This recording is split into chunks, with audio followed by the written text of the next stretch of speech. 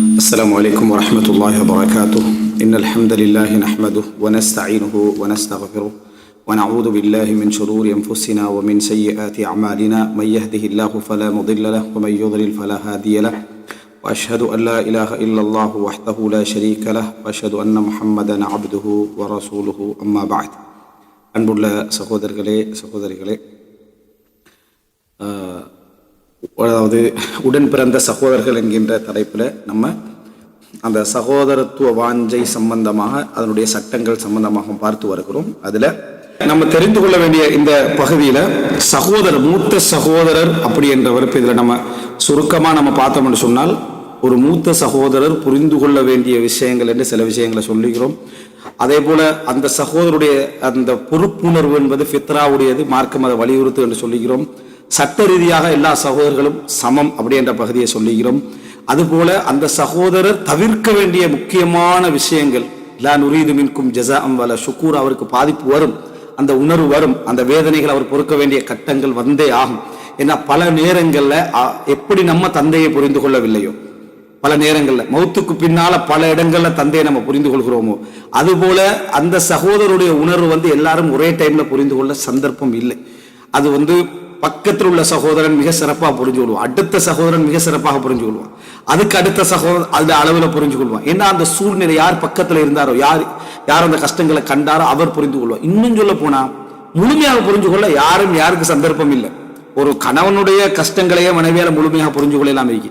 இன்னும் சொல்ல போனா மனைவியுடைய அதாவது இன்டர்னலா இருக்கக்கூடிய பல வேதனைகளை கணவனால் என்ன புரிஞ்சு கொள்ளலாம் இருக்கு. பிள்ளைகளுடைய வருத்தங்கள் வேதனைகள் இருக்கு, அவைகளை கூட தந்தையால சில டைம்ல புரிஞ்சு கொள்ளலாம் இருக்கு. அப்படிங்கிற டைம்ல கொஞ்சம் இடைவெளி அதிகம் தான் இந்த இடத்துல. அப்ப அதனால இவர் அப்படி புரிஞ்சு கொள்றாங்க இல்லையேன்ற ஒரு சின்ன சின்ன பகுதிகளை வச்சு முழு ராபித்தாவையும், அதாவது முழு இணைப்பையும் இப்படியான விஷயங்களை கொண்டு அவர் உடைச்சிடுறது, அவரே கட்டிய வீட்டு அவரே என்னது நகர்த்துற மாதிரியான அதாவது சந்தர்ப்பங்களாக இது வரும் என்பதை தான் நம்ம இதுல புரிஞ்சு கொள்றோம். இதுல அவரே புரிந்து கொள்ள வேண்டிய விஷயங்களை வச்சுதான் இதை நான் சொல்றேன். இது சில வேளை இந்த ஏஜ்ல இருக்கக்கூடிய அல்லது அந்த தரத்தில் இருக்கக்கூடிய அந்த சகோதரர்களுக்கும் இது ஒரு உபதேசமாக இருக்கு. அது என்ன அப்படி இப்ப நான் இதுல பேசுற எல்லாமே நீங்க புரிஞ்சுக்கொள்ளணும். மூத்த சகோதரன் பேசினா மூத்த சகோதரியும் இதுல அடங்குவாங்க. சில விஷயங்களை வித்தியாசப்பட்டாலும் மூத்த சகோதரியும் என்ன செய்வாங்க, அடங்குவாங்க. நாங்க அதெல்லாம் சகோதரி விஷயத்துல நிறைய சொன்னோம், சரியா? அதே போல நம்ம இடைநிலை சகோதரன் இடைநிலை சகோதரியும் அதில் அடங்குவாங்க, கடைசி சகோதரர் அவங்க அடங்குவாங்க. இதுல நீங்க பாத்தீங்கன்னு சொன்னா இந்த கூடுதலான பாதிப்படையக்கூடியவராக நிறைய பேர் சொல்லக்கூடிய விஷயம், ஆனா அதை பிராக்டிக்கலாக அதை நிரூபிக்க முடியுமா என்பது ஒரு கேள்விக்குரியான விஷயம் தான். இடைநிலை சகோதரர் பத்தியான சில சின்ன சின்ன தகவல்கள். அது என்ன அப்படி சொல்றாங்கன்னா, இவர்தான் கூடுதலான இஹ்மாலுக்குள்ளாகுவார், அப்படின்னா கவனமின்மைக்குள்ளாகுவாங்க குடும்பத்துல. அதாவது 2 பேர் இருந்தா பிரச்சனை இல்லை, 3 பேர் அல்லது 5 பேர் அல்லது 8 பேர் வந்துட்டு இந்த நடுவுல உள்ளார கண்டுகொள்ள வாய்ப்பு குறைவு. அவன் வளர்ந்தது எப்ப, உருவாகினது எப்ப, இவன் எப்ப ஆனானா, இவன் எப்ப படிச்சா என்றதெல்லாம் விளங்காத ஒரு மெத்தட்ல தான் அவன் உருவாக்கப்படுவான் என்று சொல்றாங்க. இது ஓரளவுக்கு நியாயம், ஆனா முழுமையாக இது நியாயமாண்டு சொல்ல முடியாது. நிறைய பேருடைய இந்த குடும்பம் சம்பந்தமாக பேசக்கூடியவர்களுடைய வாதம் இது பலர் ஏற்றுக்கொள்ளாமலும் ஏந்திக்கிறாங்க. ஆனா அனுபவபூர்வமா சில இடங்கள்ல உண்மையாகவும் இருக்கு. அதுக்கு காரணம் என்னடா, ஒரு மூத்த புள்ளைய அதாவது ஒரு முதல் குழந்தையை பெற்றெடுத்த ஒரு தாய் முதலாவது அனுபவிக்கக்கூடிய சப்ஜெக்ட் என்னன்னா, 2வது குழந்தை வாருது. அந்த நேரத்துல அந்த குழந்தை கொஞ்சம் தூரமாக்கப்படும். அது எல்லாரும் குடும்பத்துல காணுவீங்க. பால் குடி உடனே பிறந்துட்டேன், 1 வருஷத்துல பிறந்துட்டேன்னு சொன்னா பால் குடித்து கொண்டிருந்த அந்த குழந்தையை தூரமாக்க வேண்டிய ஒரு கட்டம் வரும். அந்த புள்ள ஓடி ஓடி திருப்பி உம்மாட்டே என்ன செய்யும் வரும், அந்த வேதனை ஃபர்ஸ்ட் அனுபவிக்கும். இது 2வது பிள்ளைக்கு கவனம் எடுக்கிற இதே சந்தர்ப்பம், இது ஒரு 2-3 வருஷத்துக்கு பூரா நடந்தாலும் இதே பிரச்சனை தான் என்ன செய்யும் வரும்.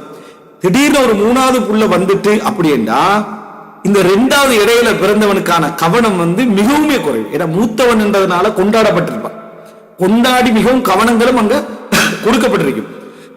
2வதுக்கு போறது திடீர்னு ஒரு 3வது வந்தானுங்களே, இந்த 2வது பெருசா கொண்டாடப்பட்டிருக்க மாட்டான் ஆல்ரெடி.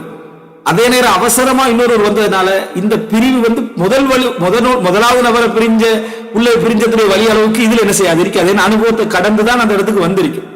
இதனால 3வதுக்கு அவசரமா போற நேரத்துல இவனுக்கு எத்தனை வயசு, இவன் எங்க வளர்றா, இவனுக்கு என்ன கவனம் எடுத்தை விட மூத்தவரை பிரிஞ்ச ஒரு சிந்தனையும் 3வது நபர் புதிதாக பிறந்திருக்கிறார் என்ற இதுவும் இவனுக்கு அதுல இருந்து ஒரு ஹாஃப் ஆஃப் ஆக அமைப்புல தான் இவனுடைய பாதிப்பு வளர்ந்துட்டு வரும். இது இயல்புலையே எல்லா விஷயத்திலும் இந்த சப்ஜெக்ட் ஏற்படும். இந்த இயல்புலையே இந்த நடுவில் உள்ளது கவனம் செலுத்தப்படாத ஒரு சப்ஜெக்ட் ஒன்று வரத்தான் செய்யும். குர்ஆன்ல அல்லாஹு தஆலா அவுசத்துஹும் அப்படின்ற ஒரு வார்த்தையை பயன்படுத்தான். அவர்களிலே அதாவது நடுவில் உள்ளவர் என்ற வார்த்தை அல்லாஹு தஆலா யூஸ் பண்றான். ஆனா எல்லா அறிஞர்களும் அதுக்கு எப்படி தஃப்சீர் பண்ணிக்கிறாங்கன்னா புத்தி சாதுரியமானவர், மிகவும் புத்தி கூர்மையானவர், நீதியானவர் என்ற வார்த்தை யூஸ் பண்ணிக்கிறான். இப்ப நடுவில் உள்ள சகோதரர்களை பத்தி இது ஒரு பாதிப்பு வரும். இதை நீங்க பெற்றோர்களா இருந்தா ஆல்ரெடி தெரிஞ்சிட்டீங்கன்னா மிக கவனமா இருப்பீங்க. இதுக்கு பிறகு அந்த பிள்ளைக்கு நம்ம கவனம் எடுக்காமிக்கிறது நீங்க அப்பப்போ உணர்வீங்க. அந்த அதாவது உங்களுக்கு அப்படி மறந்துட்டே போய் இப்படி இவன் ஒத்திக்கிறான் அப்படின்றது இடையில என்ன செய்ய ஞாபகம் வரும். கடைசி புள்ள கவனம் எப்பயும் இருக்கும் தானே, கடைசி புள்ள, அதனால அவன் சின்ன பிள்ளை ஆகிறான், கவனம் இருக்கும். முதல் புள்ள மூத்தவர்ன்றதுனால அவனோட இருக்கு. இந்த இடையில வந்தவர் அவனும் புள்ளதான் அப்படின்னு அவனுக்கு ஒரு தர்த்தீப் கொடுக்கறது கொஞ்ச நாள் ஏற்படும். அது யாராக இருந்தா விளங்கும்டா நம்ம அந்த நடுவில் உள்ள புள்ளையா இருந்தா மட்டும் ஓரளவுக்கு உணர்றதுக்கு முடியும். மற்றபடி இது விளங்கப்படுத்ததான் முடியுமே தவிர உணர முடியாது. இது இஹ்மால் நடக்கும். இன்னொரு விஷயம் என்ன சொல்றாங்கன்னா, இந்த நடுவில் இருக்கக்கூடிய பிள்ளைகளை பொறுத்த வரைக்கும் சிலர் சொல்ற இதெல்லாம் விஞ்ஞான நிரூபிக்கப்பட்டோன்னு சொல்லலாம். அப்ப அங்கங்க பார்த்த விஷயங்களாக தான் இது இருக்க முடியும். புத்தி கூர்மை அவர்களுக்கு இருக்கும்ன்றாங்க. இந்த நடுவில் உள்ள பிள்ளை தன்னை தாங்கி வளரும். ஏண்டா இந்த இஹ்மாலா இந்த கவனமின்மையினால அவனை இயக்க வேண்டிய ஒரு கட்டம் அவனுக்கு என்ன செய்வார். அவன் நானா பார்த்து ஒன்று இயங்கணும், இதை பார்த்து கேட்கணும், போராடணும். அவனுக்கு கொடுத்துக்கிறீங்க அப்படின்னு இவன் போராட வேண்டியிருக்கும், அண்ணனை பார்த்து இயங்க வேண்டியிருக்கும். இந்த ரெண்டையும் கோர்த்து அவன் வளர்றதுனால அவனுக்கு என்ன செய்யும் என்று சொன்னா, அதாவது மூணு சகோதரர்கள், சகோதரி நடுவில் ஒரு சகோதரனா இருந்தாலும் சரி, அல்ல ரெண்டு சகோதரர்களில் ஒரு சகோதரனா இருந்தாலும் சரி, இந்த ரெண்டையும் கோர்த்து வளர்வதனால ஒரு ஷேரிங் அவனுக்கு இருக்கிறதுனால அவன் படிப்புல மிளிர்ந்தானோ இல்லையோ, மத்த விஷயங்களை மிளிர்ந்தானோ இல்லையோ, புத்தி கூர்மை அவனுக்கு என்ன செய்யும், அவனுக்கு வளரவே செய்யும் அப்படின்றாங்க. அது பிராக்டிகலாவும் பல இடங்கள் என்ன செய்யலாம், நம்ம பார்க்க முடிந்த இடத்துல என்ன செய்யறோம் இருக்கிறோம். இதுதான் நம்ம தெரிந்து கொள்ள வேண்டிய விஷயத்துக்கு காரணம் என்னன்னா, இந்த சகோதரனுக்கு குடும்பத்திலே வகை பங்கு மிக குறைவா இருக்கு. குடும்பத்துல என்ன செய்யணும்னா வகை பங்கு குறைவாகி, வகை பங்குனா இவன் ஏதோ பிள்ளையோட ஒரு பிள்ளையா இவன் இருக்கிறான், இவன் என்ன செய்யப்பட ஃபியூச்சர் 40 வயசு ஆயிட்டு 50 வயசு அவன் பொறுப்புள்ளவனா வரலாம், வைத்தியரா வரலாம், ஒரு முக்கியமான இடத்துக்கு வரலாம், அவன் சமுதாயத்தை கவனிக்கிற இடத்துக்கு வரலாம், அது வேற. குறிப்பிட்ட ஏஜ் வரைக்கும் இவன் வகை பங்கு, இவன் பிரச்சனை நீ தொழில் செஞ்சாலும் ஓகே, செய்யாட்டியும் ஓகே, அதான் அண்ணன் அல்லது கடைசி தம்பிக்கிறான் மாதிரியான ஒரு நிலைமைக்கு இவனுடைய பகுதி என்ன செய்யும் இருந்து கொண்டிருக்கும். இதெல்லாம் சொல்லப்படக்கூடிய விஷயங்கள். அல்லாஹு ஆலம். இதெல்லாம் நம்ம அந்தந்த குடும்பங்கள்ல இருந்து அவங்க இதுல ஒரு கவனம் செலுத்தினால் மிக சிறப்பாயிருக்கும். கடைசி சகோதரன் சகோதரியை பொறுத்த வரைக்கும் இது ஒரு பகுதி கொஞ்சம் சொல்லணும். என்னன்னு சொன்னால், அதாவது இதுல ஒரு என்ன சொல்றது, தலைகீழான சில முக்கியமான நிகழ்வுகளை கடைசி சகோதரன் தான் சந்திப்பு. அதுல முதலாவது சப்ஜெக்ட் என்ன அப்படின்னு சொன்னா, மிக நம்ம சொன்ன 6 காய்தால பெஸ்ட் எடுத்துக்கணும். பெரும்பாலும் சரியா மார்க்கத்தோட இந்த மாதிரி விஷயங்கள்லாம் சேர்த்து எடுத்துக்கணும். பெரும்பாலும் வறுமையான குடும்பமாகவே இருந்தாலும் கூட இரக்கமா வளர்க்கப்படுறது கடைசி தம்பி. வறுமையான குடும்பமா அப்படின்னா வசதியான குடும்பமா இருந்தா எப்படி இருந்திருக்கும், அண்ணன் பெரிய பெரிய ஒரு விசாலமான குடும்பமா இருந்தா எப்படி இருக்கும், எல்லாரோட கருணையா ஒருத்தர் இன்னொரு தூக்குவார், அவர் தூக்குவார், இவர் தூக்குவார். எப்படி ஒரு தாத்தாக்கு ஒரு புள்ள கிடைச்சா முழு குடும்பமும் தூக்குமோ, சகோதரருக்கு ஒரு புள்ள கிடைச்சா முழு குடும்பமும் தூக்குமோ, இவன் கடைசி புள்ள முழு குடும்பத்திலேயே புள்ளை அரிப்பான். கருணையிலே இந்த குடும்பம் என்ன கஷ்டப்பட்டுச்சு, இந்த குடும்பம் எப்படி உருவாயிச்சு, இதுக்கு இவண்ட பங்களிப்பு என்ன, அவண்ட பங்களிப்பு தெரியறதுக்குள்ள ஒவ்வொருத்தரும் வயசு அடைஞ்சிருவான். ஒருத்தருக்கு 45,000, ஒருத்தருக்கு 50,000, அது வளர்ந்துட்டு வருவான் அந்த சின்ன வயசு. அப்போ ஒரு அதாவது சொல்லுவாங்க என்னது, அல் முதல்லல், அல் வலதுல் முதல்லல், இரக்கம் கருணை காட்டப்படக்கூடிய ஒரு பிள்ளையாக இவன் வளருவான். நல்ல பாசத்தோட வளரக்கூடிய பிள்ளையாக வளருவான். எல்லா வசதிகளும் உள்ள பிள்ளையாக வளருவான். இதன் காரணமாக இவனுக்கு சரியான தர்பியா கிடைக்கலண்டா, சரியான குடும்ப பின்னணி அவனுக்கு ஷேர் பண்ணப்படலைண்டா, அறிவு ரீதியாகவோ நடைமுறை ரீதியாகவோ அங்க குடும்பத்துல மார்க்கம் இல்ல, சரியான ஷேரிங் நடக்கல, சரியான தர்பியா இல்லைண்டா, மிக மோசமானவனாக மாறுவதற்கான வாய்ப்பு அவனுக்கு அதிகம். ஏனென்றா எல்லா கருணையும் அவனுக்கு கொட்டப்படும். அவனுக்கு அடிக்கிறது ஏசுறது கூட 2 பேர் அவனை தொடக்கி அழைக்கக்கூடிய நிலைமையில என்ன செய்வாங்க இருப்பாங்க. நடுவுள்ள அப்படி இல்லை, மூத்த அண்ணனோட சண்டை புள்ள அவனுக்கு தான் இருக்கு, நடுவுள்ளவனுக்கு தான். சரியா கீழே உள்ளவனுக்கு இவன் தான் கொடுக்கணும். கூட்டு தம்பி கொடுக்காம என்ன செய்யறா இருந்துட்டீங்கன்னு இவனுக்கு சொல்லப்படும். அவனுக்கு தம்பி கொடுக்கான்னு ஒண்ணு மட்டும் தான் சொல்லப்படும். அண்ணனுக்கு அங்க மேலுக்கு அவனுக்கு பிரச்சனை இல்லை, இவனுக்கு மேலுக்கும் பிரச்சனை சொல்லப்படும், கீழுக்கும் பிரச்சனை சொல்லப்படும். ஆனா நானா கொடுக்காம சாப்பிடுறான் ஒரு வார்த்தை சொல்லப்படும். அதை ஒன்று தம்பி இறக்கமே இல்லாம சொல்ல நடுவுல பாதிக்கப்பட்டு இருப்பான். கடைசி பிள்ளைக்கு என்ன நடக்கும்டா, டோட்டல் ரஹமத்தை இறங்கிட்டு மேலுக்கு இருந்து அது அக்கா தம்பி அது இது எல்லாரோட புள்ள இறக்கத்தோடு இருக்கிறதால சரியான தரபியாவோ சரியான குடும்ப வழிகாட்டலோ கண்டோ அறிவு உதவியாவோ கிடைக்கலன்னா மிக மோசமான பிள்ளையாக வருவதற்கான வாய்ப்பு அதிகம். இரண்டாவது சப்ஜெக்ட் வந்ததுல இதெல்லாம் ஒவ்வொரு பகுதிகள். அடுத்தது என்ன அப்படின்னு சொன்னால், அதாவது நல்ல முறையில் புரிஞ்சு அந்த குடும்பம் வறுமையாகவே இருந்தாலும் அவனுக்கு ஒரு கருணையும் பாசம் இறக்கம் எல்லாமே அவனுக்கு கொடுக்கப்பட்டிருக்கும். இன்னும் சொல்ல போனா இவன் சில நேரங்கள்ல இவனுக்கு பாதிப்பு இருக்குதான்.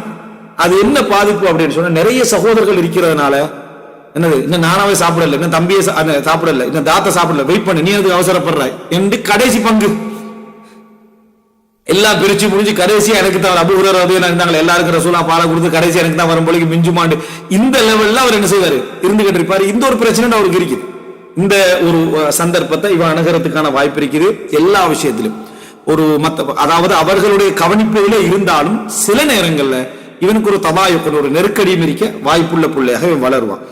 அடுத்தது என்ன அப்படின்னு சொன்னால், இந்த சகோதரனுக்கு சரியான முறையில் வளர்க்கப்பட்டா, இந்த கடைசி புள்ள சரியான முறையில வளர்க்கப்பட்டால், அது போல அனுபவங்கள் ஷேர் பண்ணப்பட்டா, சரியான தர்பியா இருந்தா, அவ்வளவு அனுபவமும் எவ்வளவு பெரிய பெரிய குடும்பம் நீங்க எடுக்கிறீங்களோ அவங்களுக்கு கிடைக்காத அனுபவம் இவனுக்கு கிடைச்சிடும். ஏண்டா அவன் முதலாவது நபர் கல்யாணம் முடிச்சு பட்ட அனுபவத்தை இரண்டாவது ஷேர் பண்ணுவான், அதெல்லாம் சேர்த்து இவனுக்கு ஷேர் பண்ணுவான். சேர்த்து இவன் ஒரு எலர்ட்டாவே இருப்பான். இவ்வளவு சொல்லிக்கிறான், டே கல்யாணம் முடிக்கிட்டுன்னு பார்த்து முடி, இன்ன பிரச்சனை நடக்கும், மாமிக்கு இந்த வார்த்தையை சொல்லிடாது, சகோதரிக்கு இந்த வார்த்தையை சொல்லி, உம்மாட்ட இந்த விஷயத்தை சொல்லிடாது, பாப்பாட்ட இந்த விஷயத்தை சொல்லிடாதுன்னு ஒரு எல்லாம் சொல்லி சொல்லி அவன் ஒரு ஒரு பெரிய அனுபவசாலியை திருமணம் முடிப்பான். இதனால கடைசி மருமகளுக்கு பாராட்டிருக்கும், மூத்த மருமகளுக்கு பாராட்டிருக்காது. ஏன் மூத்த மருமகள் அனுபவம் இல்லாம வர முதல் ஃபேமிலியிட ஒரு ஃபொரின் பொடி அது, சரியா? அது வந்த உடனே பெரிய சண்டை தான் அங்க நடந்துகிட்டு இருக்கும். அதுக்கு பிறகு இவங்களுக்கு அனுபவம் வரும், என்ன மருமகள் இப்படித்தான் நடத்தணும், மருமகன் இப்படித்தான் நடத்தணும். அப்ப கடைசியா வர மருமகள் எப்படி நடத்துவாங்க அனுபவம் இவங்களுக்கு கிடைச்சிடும், சரியா? அந்த வகையிலேயே அவனுடைய மருமகளுக்கு ஒரு சிறப்பு வரும்.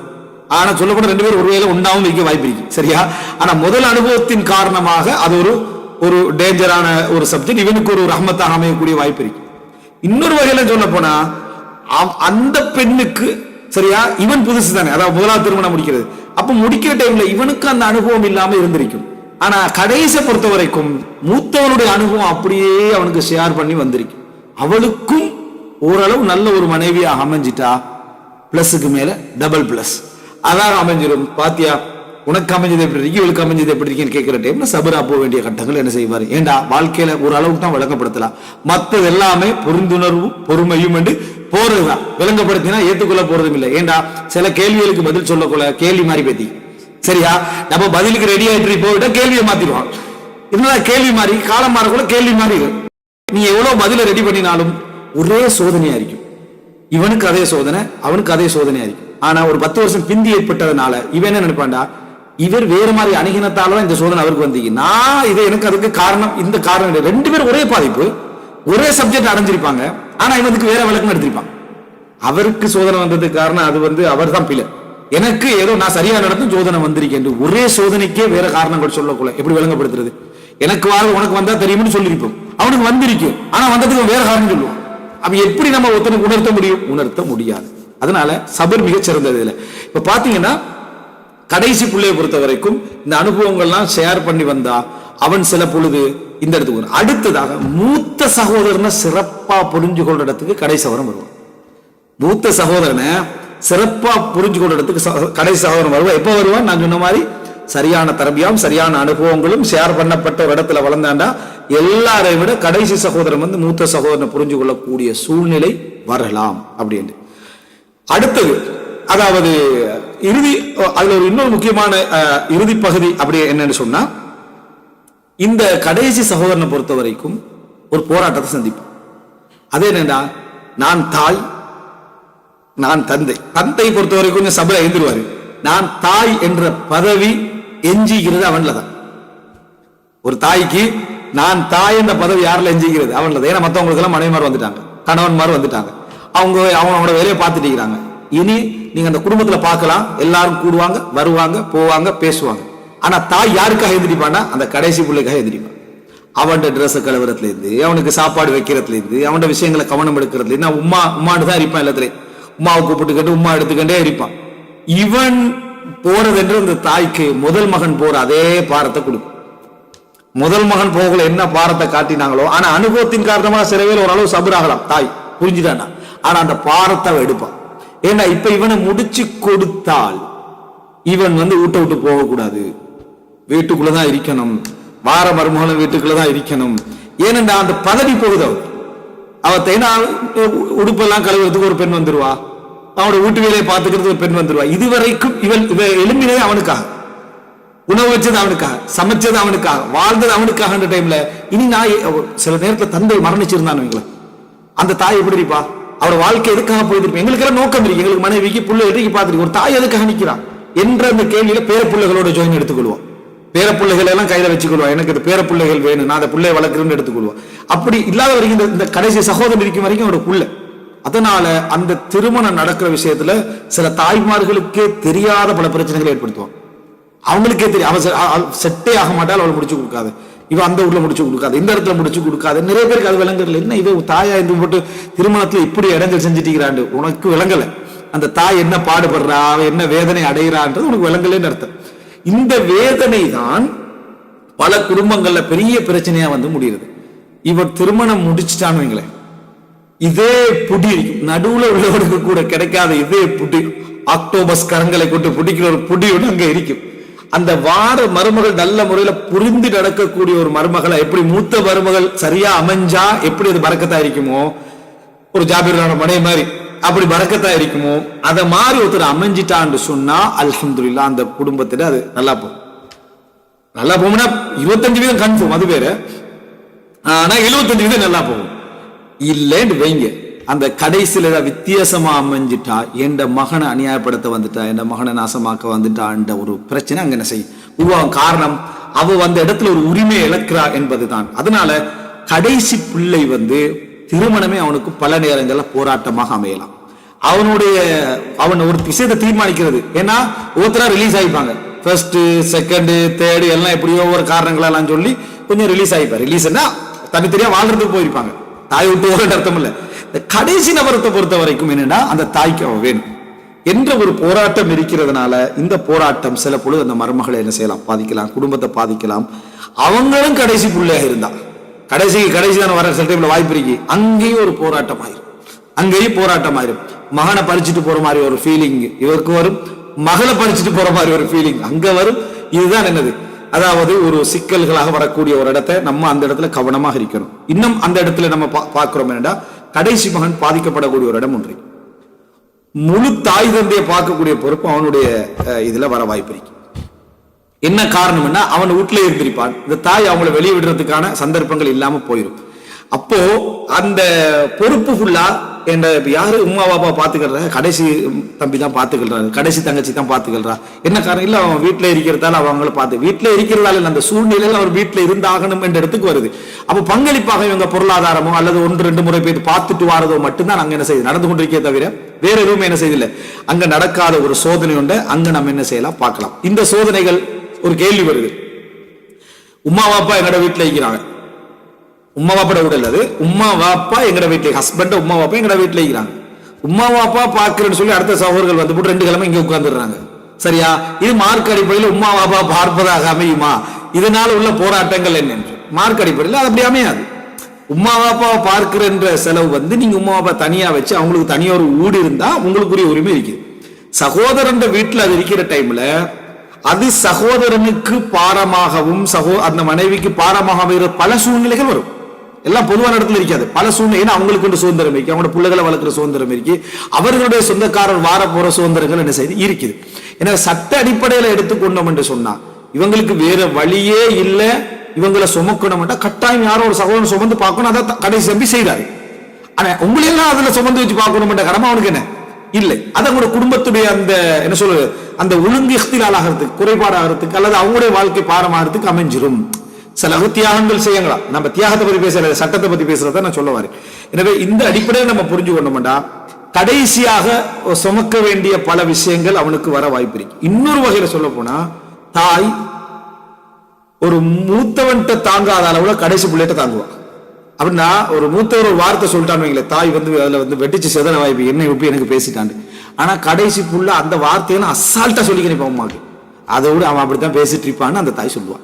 இவன் மூத்த சகோதரன், என்னமா இது புள்ளகளை நீங்க வித்தியாசப்படுத்தி பாக்குறீங்கன்னு கேட்க கூடாது. நீ மூத்தவரனா நீ பொறுப்புல இருந்தவன், ஒரு விளக்கத்தோட உனக்கு ஒவ்வொரு வார்த்தைக்கு பின்னாலே உனக்கு அர்த்தம் தெரியும்.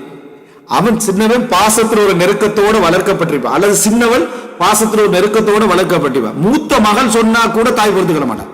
கடைசி மகள் சொல்லக்கூட அவன் கண்டதெல்லாம் சொல்லிட்டு இருப்பா, கணக்கில்லாம இருந்துட்டு இருப்பா தாய். அவள் அப்படித்தான், ஏன்னா அது வேணும் அவங்களுக்கு, அந்த பாசம் வேணும் என்கின்ற ஒரு உணர்வோடு இருந்திருக்கும். இவைகள் எல்லாம் புரிய வேண்டிய கட்டத்துல மூத்த அண்ணனும் இருக்கிறான். ஏன்னா இவர் கம்பேர் பண்ணிடுவாரு, பாத்தியா கடைசி அவன் என்ன பெருசா செலவழிச்சு, அவன் என்ன குடும்பத்தை பெருசா என்ன பார்த்தான், என்ன செஞ்சிட்டான், ஆனா அவனுக்கு கொடுக்கப்படுற மரியாதை எந்த குடும்பத்துக்கு இல்லைன்னு இவன் எடுத்து, அதெல்லாம் அதோட சம்பந்தப்பட்டதல்ல. அதெல்லாம் சூழ்நிலை, அவங்களுடைய உணர்வு சார்ந்த விஷயமே தவிர இங்க பகுத்து பிரிச்சு செய்யற எந்த விஷயமும் இல்லை. இப்படி தவறாக புரிஞ்சு கொண்டதுனாலதான் யக்கூப் அலைஹிஸ்ஸலாம் பிள்ளை கடையில் என்ன செய்யுது, இந்த பொறாமையே வந்துச்சு. அவங்க கடைசிக்கு காட்டின பாசம் தான் யக்கூப் அலைஹிஸ்ஸலாம், கடைசிக்கு பிள்ளை காட்டின பாசம் தான் இவ்வளவு ஒரு சப்ஜெக்ட். சரியா புரிஞ்சிருந்தீங்க இந்த பிரச்சனையும் என்ன செஞ்சிருக்காது, வந்திருக்காது. அப்படி என்பதை நம்ம என்ன செய்ய வேண்டும், புரிந்து கொள்ள வேண்டும். எனவே இந்த பகுதிகளெல்லாம் இதுல ஒவ்வொன்றுக்கும் வரலாற்று ஆதாரங்கள், சில செய்திகள், சம்பவங்கள் என்று துவக்கலாம். ஆனால் இது மிக நீளமாக என்ன செஞ்சிரு, ஒரு வரலாற்று சப்ஜெக்டாக இது போயிடும் என்பதனால இந்த பகுதிகளை கவனத்தில் கொள்ள வேண்டும். இந்த கவனத்தில் கொள்ளப்பட்டால் தான் இந்த ஒழுங்குமுறை இஹ்திலாலாகாம, குறைபாடாகாம, சகோதரத்துவ வாஞ்சை என்ன செய்யும், எங்களுக்கு மத்தியில உருவாகும் என்பதுல எல்லின் முனை அளவிலும் சந்தேகம் இல்லை. அப்போ நம்ம இப்போ பேசின அந்த சகோதரத்துவத்துடைய தொகுப்புடைய மிக ரத்தின சுருக்கமாக ஒரு 3-4 வரிகள்ல சொல்றதாக இருந்தால், எங்களுக்கு தேவை இதுல மிக முக்கியமாக அல்லாஹ்வுடைய தௌஃபீக். ஃபர்ஸ்ட் எப்படி ஒரு சகோதரத்துவ வாஞ்சை சிறப்பான வளரணும்டா. 2வது மார்க்க அறிவுள்ள, மார்க்க விளக்கம் உள்ள, மார்க்க அறிவு மட்டும் போதா, மார்க்க விளக்கம் உள்ள, மார்க்க பற்றுள்ள சூழ்நிலை ஒன்று உருவாக்கப்படணும். அந்த சூழ்நிலை என்ன செய்யும், எல்லாத்தையும் தாண்டி இரத்த உறவுகளுக்கு என்ன செய்யும், முக்கியத்துவம் கொடுக்கும். அந்த இரத்த உறவுக்கு முக்கியத்துவம் கொடுக்கறதுனாலதான் நம்ம என்ன செய்வோம், முஸ்லீம் அல்லாதவராக தாய் இருந்தாலும், சகோதரன் இருந்தாலும், சகோதரி இருந்தாலும் நம்ம என்ன செய்வோம், இணைச்சிக்கொள்ள நினைக்கிறோம்னா விளக்கம் தான் காரணம், மார்க்கத்தில் அந்த சூழ்நிலை. 3வது சரியான தர்பியாவுடைய சூழ்நிலையில அவர்கள் வளர்க்கப்படணும். 4வது நல்ல இந்த விளக்கங்கள் இருக்கணும், இந்த புரிந்துணர்வு, இந்த ஞானங்கள், இந்த விஷயங்கள் எல்லாம் நமக்கு என்ன சிறப்பாக தெரிஞ்சிருந்தா அந்த பிழைகள் வருவதற்கு முன்னால, தவறுகள் வருவதற்கு முன்னால நம்ம என்ன செஞ்சிருவோம், அதை திருத்திருவோம். ஆல்ரெடி தெரிஞ்ச சொல்லலாம், அனுபவங்களை தெரியாம, வழிமுறைகளை தெரியாம இருந்தோம்னா பிழைவிட வாய்ப்பு இருக்கு. 5வது மிகப்பெரிய பங்கு மூத்த சகோதரனுக்கு இருக்குது. மூத்த சகோதரனுக்கு மிகப்பெரிய பங்கு இருக்குது. காரணம் அவர் தந்தையுடைய நீட்சி, இயற்கை அவர் அதை தூண்டுது. அதே போல என்ன குர்ஆன் ஹதீஸும் அவருடைய பங்கை நிறைய சொல்லுது. சஹாபாக்களோட வாழ்க்கையில நிறைய உணர்வு ரீதியான விஷயங்களை பார்க்கிறோம்.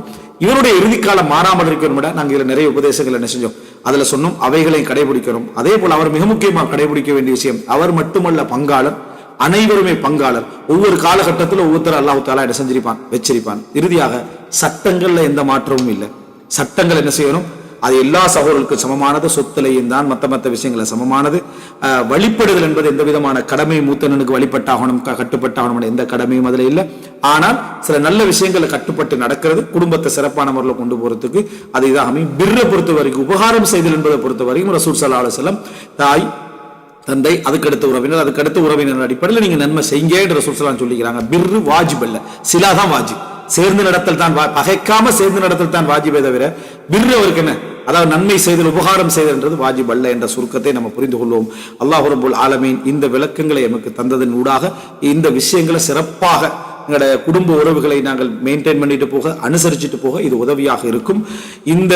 இதெல்லாம் ஒரு தௌஃபீக். அல்லாஹ்ட்ட நிறைய இந்த உறவுகளை என்ன செய்யணும், பிரார்த்தனை மூலம் அல்லாஹ்விடத்துல கேட்க. ஏன்னா எல்லா விளக்கங்கள் இருந்துட்டாலும் நடைமுறைக்கு வார டைம்ல அந்த இடத்துல நம்முடைய உணர்வுகள் மேலோங்கினா அந்த இல்ம் என்ன செஞ்சிடும், அந்த பேணுதல் எங்களை விட்டு போய்விடும். அதுல மிகவும் கவனமாக இருக்க வேண்டும். இன்ஷா அல்லாஹ் நாங்கள் அடுத்த பகுதியாக இது ஒரு அனுபவ பகிர்வாக ஷேக் அப்துல் ரஹ்மான் அல் கர்ஆவி என்னது, அதாவது சகோதர உபதேசங்கள் அப்படி என்று சொல்லி அவருடைய குடும்ப அனுபவங்களை குர்ஆன் ஹதீஸ் அடிப்படை ரீதியாக தொகுத்து அந்த வசியத்துக்களை நம்ம என்ன செய்வோம், இப்படி பார்த்துட்டோம்னா இதனுடைய பிராக்டிக்கல் வடிவங்களை இன்னும் கொஞ்சம் நவீன கால ரீதியான சில விஷயங்களோடு எங்களுக்கு என்ன செய்யும் தெரிய வரும். அதோட இந்த பகுதியை என்ன செய்யும் முடிச்சுட்டு சட்டங்கள் என்ற பகுதிக்கு என்ன செய்வோம், இது தர்பியா சார்ந்த பகுதியில சட்டங்கள் என்ற பகுதியை இன்ஷா அல்லாஹ் 1 மணி நேரம் அந்த சட்டங்கள் என்ற பகுதியை நம்ம முடிச்சுட்டோம். இன்னும் 2 மணி நேரம் இருக்குது. ஒன்று இந்த புத்தகத்துக்கான பகுதி, அடுத்த சட்டங்கள் என்ற பகுதி. அதுக்கு அடுத்ததாக நாங்கள் இன்ஷா அல்லாஹ் அடுத்த, அதாவது தாய் தந்தை என்ற அந்த பகுதிக்குள்ள நம்ம போவோம். தாய் தந்தையுடைய பகுதிக்குள்ள நம்ம போயிட்டோம்னா, அதை பேச வேண்டியதெல்லாம் பேசி முடிச்சிட்டோம்னு சொன்னா நம்ம நேர போறது அதாவது மனைவியுடைய பகுதி. இந்த மனைவியுடைய பகுதி நம்ம பிரிச்சு பேச மாட்டோம். ஏன்னா மனைவியுடைய பகுதியை விட்டாங்க அப்படின்னு சொல்லக்கூடாது. சரியா, மனைவிக்கும் சகோதரனை பத்தி பேசிட்டோம். தந்தை தாய்னா மனைவியுடைய தந்தை தாய் தான், மனைவியுடைய சகோதர சகோதரிகள் தான், மனைவி எல்லாம் பேசிட்டோம். அதனால இது தனியா ஒரு சப்ஜெக்ட் இல்லை. இங்க பேச போற திருமண உறவு என்ற அடிப்படையில் எல்லாரையும் அதுக்குள்ள எடுத்து, அதாவது மனைவியுடைய பகுதி என்ன, திருமண உறவு வந்து ஜாயின் ஆகுது. இங்கல ஒரு நசபு, இங்கல ஒரு நசபு, இதுல ஆண் இது ஒரு பெண், இது ரெண்டையும் ஜாயின் பண்றதா. இப்ப பேசினா ரெண்டு பேர் இருக்குன்னா இந்த ஜாயின் ஆகிறதால வரக்கூடிய இந்த உறவு இவங்களுக்கு எப்படி, இவங்க இந்த உறவு எப்படி என்கின்ற இந்த பகுதியை மட்டும் ஒரு குறிப்பிட்ட அளவுக்கு நம்ம மொத்தமாக இன்ஷா அல்லாஹ் பேசுவோம். அதுக்கு பின்னால கணவன் மனைவி புரிந்துணர்வு என்ற தலைப்புக்குள்ள என்ன செஞ்சிருவோம், நம்ம போயிடுவோம் இன்ஷா அல்லாஹ். அதான் இந்த புரிந்துணர்வு தலைப்பு ஒரு 2, 3, 4 கட்டங்களுக்கு போற டைம்ல பலதார திருமணம் என்ற தலைப்பை என்ன செஞ்சிடும் எடுத்து. ஏன்னா புரிந்துணர்வுல தான் பலதார திருமணம் என்ற பகுதி என்ன செய்யும் இதுல வரும். அதமா இந்தி வல் இல்மு இந்தல்லாஹ் வ அகூலு கௌலி ஹாதா வ அஸ்தக்ஃபிருல்லாஹ் லி வ லக்கும் வஸ்ஸலாமு அலைக்கும் வ ரஹ்மத்துல்லாஹி வ பரகாத்துஹு.